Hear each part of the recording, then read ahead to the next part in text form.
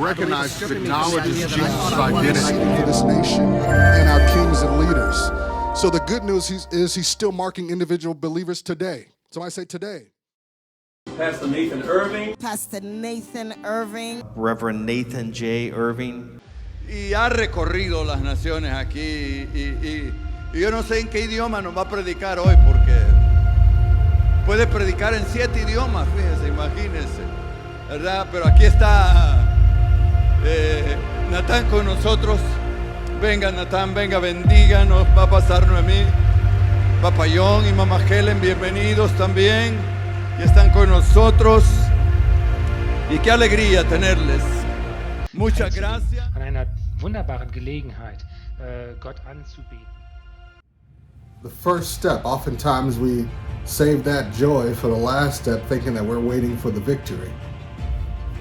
But the first step is to have joy, to believe that all these things are happening for my good, for my betterment, for my victory.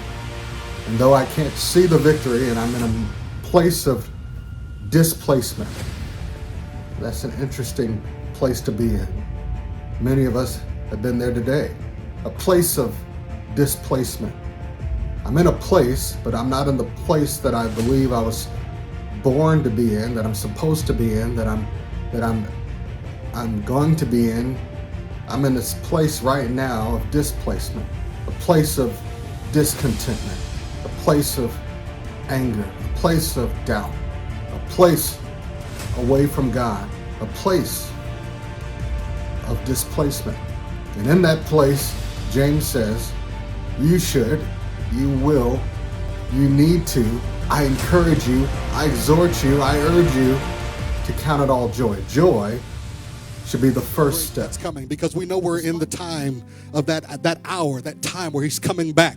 We know we're in a time where things are escalating very rapidly. Things are escalating around the nations of the earth. Things are escalating in many ways, many various ways. There's sickness, there's pestilence, there's earthquakes, there's all these manners of things. People are turning away from God. So we have to continue to turn to God and press into delighting in him, because he's the only one who can save us. He's the only one who can deliver us. He's the only one that can touch the world. He's the only one that can, by his power, by his spirit, he will use your voice to change a nation.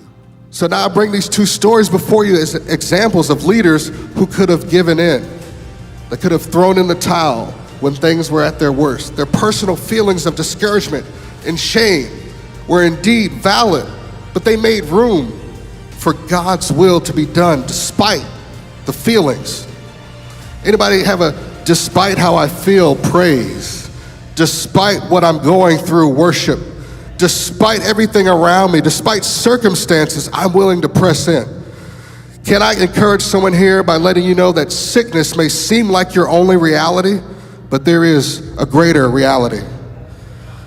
That the enemy would have you believe that shame and bondage are your only reality. But there's a greater reality called freedom in Christ.